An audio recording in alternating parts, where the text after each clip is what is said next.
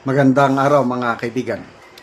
Bigyan natin ng reaction, opinion, itong post ng The Manila Times tungkol ito sa mainit na bangayan between Senator Lacson and Senator Marcoleta.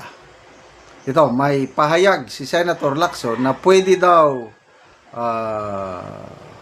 liable o sampahan o pwedeng maparusahan si Senator Marcoleta dahil sa indirect bribery. Okay, ito.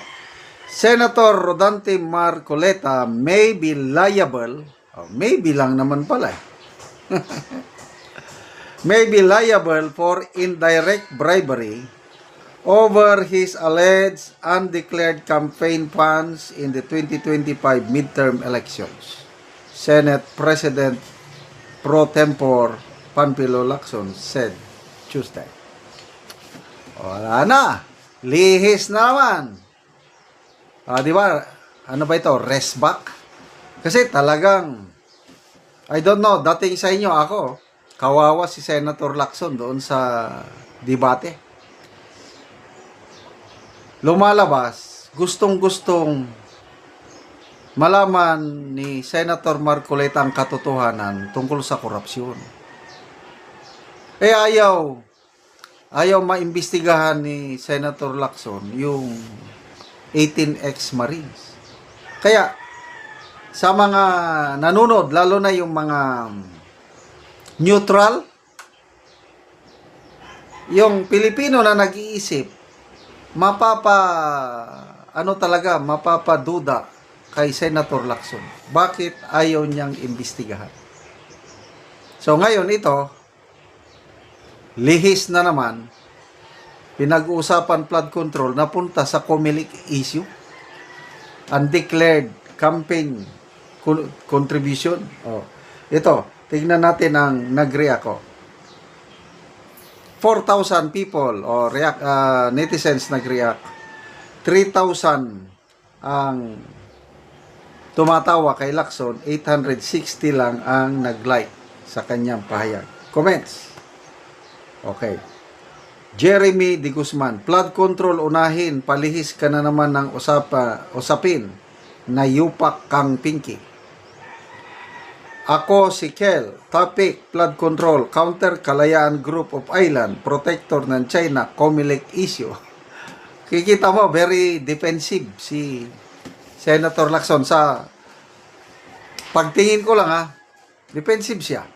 Umiiwas talaga. Grabing iwas. Na Buya Lansoy, undeclared donation sa mga congressman is safe. Bong Fernandez, di yan ang issue, flood control, divert na naman. Paul Lumantas, out of topic, flood control tayo, focus, Mr. Chair, tuta yan. Naiba na naman, Pinky. Stick tayo sa flood control. Ano ba yan? Talagang iniiwasan na nila tong flood control na Sino ba yung nagsabi?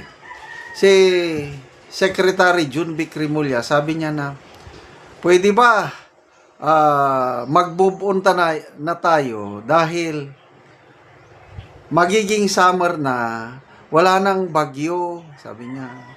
Mag-move on na tayo, kalimutan na natin yung flood control.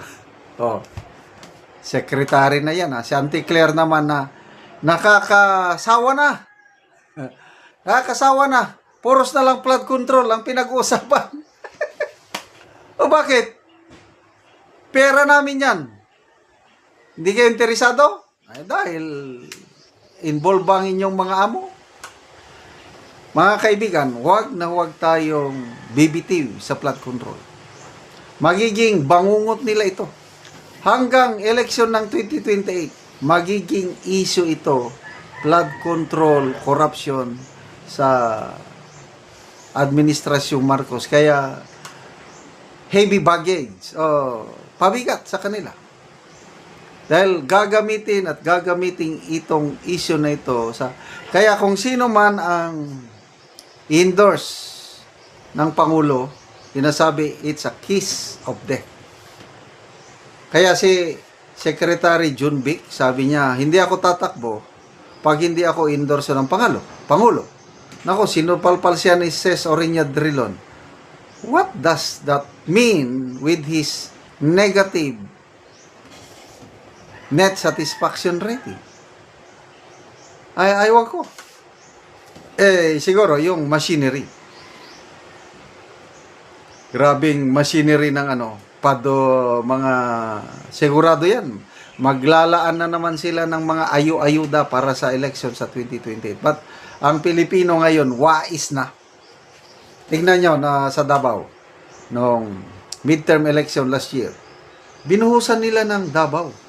Ang mga tao naman sa Davao, tanggap ng tanggap. Wais sila eh. Kailan, binunod nila, landslide, tsunami, overwhelming majority pa rin ng mga Duterte. Halos mga 5% lang ang nakuhang boto ng mga Nograles sa Davao.